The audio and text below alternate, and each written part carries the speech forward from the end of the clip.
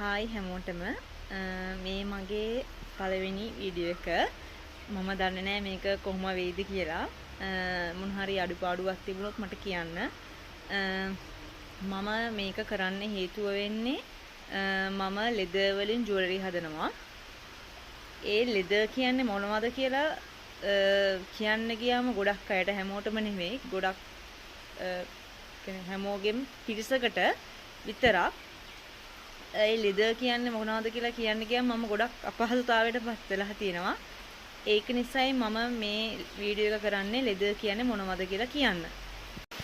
Leather කියන්නේ පදම් කරපු සතෙකුගේ සමක්. ඒකට ගොඩක් කියන්නේ දිරාපත් වෙන්නේ නැති වෙන්න කල් පවතින රසායනික ද්‍රව්‍ය දාලා තමයි ඒ සතාගේ සම හදන්නේ.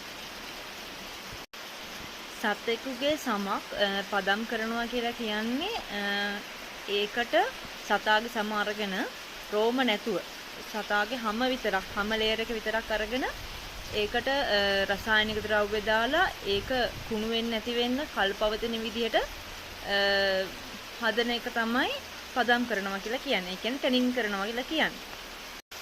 ටැනින් කරන ක්‍රම දෙකක් තියෙනවා. ඒ කියන්නේ පදම් කරන විදි දෙකක් තියෙනවා. එකක් තමයි ක්‍රෝම් ටැනින්, අනිත් එක තමයි ভেජිටබල් ටැනින්. ක්‍රෝම් ටැනින් කියන එකෙන් කරන්නේ ක්‍රෝමියම් කියන ලවණ අඩංගු ද්‍රාවණයක සතාගේ සම පොඟවලා ගන්න එක.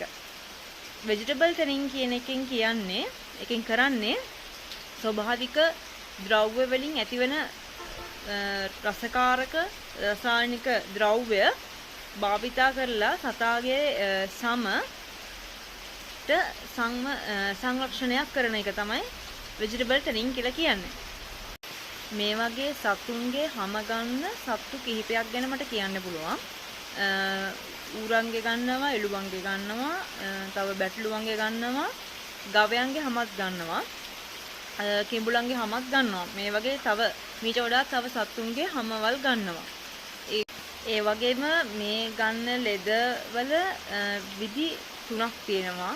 ඒ කියන්නේ ටයිප් තුනක් තියෙනවා. එකක් තමයි ෆුල් ග්‍රයිනින් ලෙදර්, අනික টপ ග්‍රයිනින් ලෙදර්, අනික බොන්ඩඩ් ලෙදර්. මේ වගේ මේ ලෙදර් වලින් හදන බඩු වලින් අපිට ලොකු වාසියක් තියෙනවා. එකක් තමයි වාසි කිහිපයක් තමයි එකක් ගොඩක් ශක්තිමත්.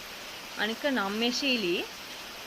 අනික මේක ගොඩක් කල් පවතිනවා. ඒ වගේම ජල ප්‍රතිරෝධනයක් විදිහට මේක භාවිත